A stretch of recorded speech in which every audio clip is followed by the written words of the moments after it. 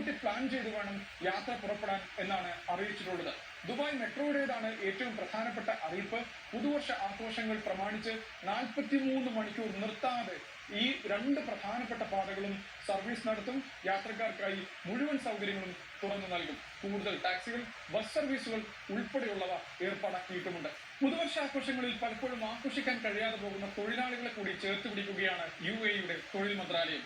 December 31-നും ജനുവരി 1-നും അങ്ങനെ 2 ദിവസമായാണ് രാജ്യമാകെ തൊഴിലാളികൾക്കായി 10 വേദികളിൽ അവർക്കായി ആഘോഷം ഒരുക്കുന്നത്. ജബൽ അലിയാണ് ഇതിൽ ഏറ്റവും പ്രധാനപ്പെട്ട വേദി. 7 എമിറേറ്റുകളിലായാണ് മറ്റ് പ്രധാന വേദികൾ അണിയിച്ചൊരുക്കിയിട്ടുള്ളത്. ഡിസംബർ 31-ന് വൈകിട്ട് 4-ന് തുടങ്ങിയാൽ രാത്രി 12 വരെ ആഘോഷം നീളും. ജനുവരി 1-ന് രാവിലെ 10-ന് തുടങ്ങിയാൽ രാത്രി 9 വരെ ആഘോഷം നീളും.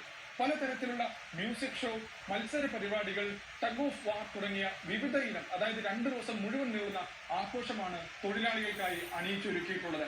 പങ്കെടുക്കാനെത്തുന്ന എല്ലാ തൊഴിലാളികൾക്കും പ്രവേശനം സൗജന്യമാണ്. അതുമാത്രവുമല്ല, മെഗാ സമ്മാനമായി കാർ ഉണ്ടാകും. ഇതുൾപ്പെടെ റാഫിൾ ഡ്രോയിൽ പങ്കെടുക്കുന്നവർക്ക് നിരവധി സമ്മാനങ്ങൾ ഉണ്ടാകും. അങ്ങനെ 10 ലക്ഷം ദിർഹത്തിന്റെ വലിയ സമ്മാനങ്ങളാണ് ഒരുക്കി വെച്ചിട്ടുള്ളത്. ദുബായിൽ നിന്നും Sahil Muhammad, Asianet news.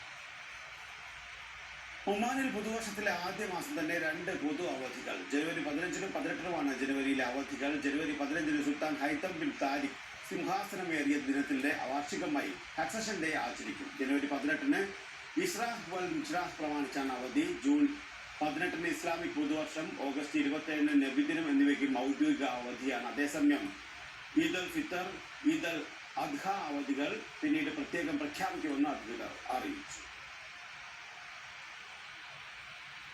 Leader K Karunakaran അനുസ്മരണം സംഘടിപ്പിച്ച് Riyadh OICC central committee president Saleem Kalakara ഉദ്ഘാടനം ചെയ്തു. ചരിത്രം പഠിക്കാത്തത് കൊണ്ടാണ് ഇന്ത്യൻ ഫാസിസം പിടിമുറുക്കിയിട്ടില്ലെന്ന് CPM പോളിറ്റ് ബ്യൂറോ പറയുന്നതെന്ന് സാഹിത്യകാരൻ ആലങ്കോട് ലീലാകൃഷ്ണൻ പറഞ്ഞു. ഫാഷിസത്തെ തോൽപ്പിക്കാൻ ജനാധിപത്യത്തെ ശക്തിപ്പെടുത്തണമെന്നും അദ്ദേഹം പറഞ്ഞു. കർണാടക യലഹങ്കയിലെ ബുൾഡോസർ രാജിൽ കോൺഗ്രസിനെതിരെ ആക്രമണം കടുപ്പിച്ചു CPM. ന്യൂനപക്ഷ വേട്ട എന്ന ആരോപണം CPM ശക്തമാക്കുകയാണ്. എന്നാൽ വിഷയത്തിൽ കുഞ്ഞാലിക്കുട്ടിയും സാദിഖലി തങ്ങളും ഭിന്ന നിലപാടിലാണ്. വീടുകൾ തകർത്തതിൽ ആശങ്ക രേഖപ്പെടുത്തി സമസ്തയും രംഗത്തെത്തി. യലഹങ്കയിലെ ഫക്കീർ കോളനിയിൽ 300-ലേറെ വീടുകൾ ഇടിച്ചു നിരത്തിയ സംഭവത്തിൽ കർണാടക സർക്കാരിനെതിരെ രൂക്ഷമായ വിമർശനം ഉന്നയിച്ച് മുഖ്യമന്ത്രി പിണറായി വിജയൻ രംഗത്ത് വന്നിരുന്നു. UP മോഡൽ സംഘപരിവാർ അജണ്ട എന്നുള്ള ആക്ഷേപമാണ് പിണറായി വിജയൻ ഉയർത്തിയത്. ഇതിന് മറുപടിയുമായി കർണാടക മുഖ്യമന്ത്രിയും ഉപമുഖ്യമന്ത്രിയും രംഗത്ത് വന്നിരുന്നു. കോൺഗ്രസ് ഭരിക്കുന്ന ഒരു സംസ്ഥാനത്തെ ന്യൂനപക്ഷ വേട്ട എന്ന ആക്ഷേപത്തിൽ നിന്ന് പക്ഷേ പിന്നോട്ട് പോകാൻ CPM തയ്യാറല്ല. DK ശിവകുമാറിന്റെയും സിദ്ധരാമയ്യയുടെയും നേതൃത്വത്തിലുള്ള കോൺഗ്രസ് സർക്കാർ, നിങ്ങളും BJPയും തമ്മിലുള്ള വ്യത്യാസം പറയാം. കർണാടക കോൺഗ്രസിന്റെ ഇലയനങ്ങണമെങ്കിൽ അറിയേണ്ട KC വേണുഗോപാലിന്റെ ശബ്ദം ഇവിടെ. റഹീം മാത്രമല്ല, KT ജലീലിനെ പോലുള്ള CPM-ലെ ന്യൂനപക്ഷ നേതാക്കളും വിഷയത്തിൽ ഇടപെടുന്നുണ്ട്.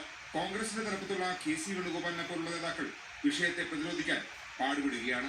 കോൺഗ്രസിനെ ഇത് പ്രതിസന്ധിയിലാക്കുന്നുണ്ട് എന്ന് തിരിച്ചറിഞ്ഞ് PK കുഞ്ഞാലിക്കുട്ടിയെ പോലുള്ള നേതാക്കൾ ന്യായീകരണവുമായി രംഗത്ത് വന്നെങ്കിലും ലീഗ് അധ്യക്ഷൻ പാണക്കാട് സാദിഖലി തങ്ങൾ പക്ഷേ കോൺഗ്രസിന്റെ വിശദീകരണത്തിൽ തൃപ്തനല്ല. ഇത് സാധാരണ UP-യിലും അവിടെയും ഇവിടെയും കാണുന്നത് പോലെയല്ല. എല്ലാ വിഭാഗം ജനങ്ങളും അതിനകത്തുണ്ട്. അവിടെ കോൺഗ്രസ് ഗവൺമെന്റാണെന്ന് അറിഞ്ഞപ്പോൾ ചാടി പുറപ്പെട്ട് പിന്നെ രാഷ്ട്രീയ മുതലെടുപ്പ് നടത്തുന്ന ആളുകൾ ചെയ്യുന്ന പണി അതൊരു തരം ചീപ്പ് പണിയാണ്. അതിനെ സംബന്ധിച്ചിടത്തോളം ഗവൺമെന്റ് ന്യായമുണ്ട്. ഗവൺമെന്റ് ഭൂമിയാണല്ലോ അത്. ആ നിരക്ക് ഗവൺമെന്റ് നടപടിയെടുത്താണ്. മുഖ്യമന്ത്രി സിദ്ധരാമയ്യ അവിടെ പുനരധിവാസം പ്രഖ്യാപിച്ചിട്ടുണ്ട്. വീട് നഷ്ടപ്പെട്ടവരിൽ ഏറെയും ന്യൂനപക്ഷങ്ങളാണ് എന്നുള്ളതാണ് കേരളത്തിൽ ഈ വിഷയം ചർച്ചാ വിഷയമാകാൻ കാരണം. ഇത് മുന്നിൽ കണ്ടാണ് മുഖ്യമന്ത്രി തന്നെ വിമർശനവുമായി രംഗത്ത് വന്നത്. എന്നാൽ ഇരകളെ പുനരധിവസിപ്പിക്കുന്ന വാഗ്ദാനമാണ് കോൺഗ്രസ് മുന്നോട്ട് വെക്കുന്നത്. നിയമസഭാ തെരഞ്ഞെടുപ്പ് വെളിപ്പാടകെ നിൽക്കെ ബുൾഡോസർ രാജിന്റെ വിമർശനം കോൺഗ്രസിനെതിരെ ആവർത്തിക്കാൻ തന്നെയാണ് CPM-ന്റെ നീക്കം. ഏഷ്യാനെറ്റ് ന്യൂസ്, കോഴിക്കോട്.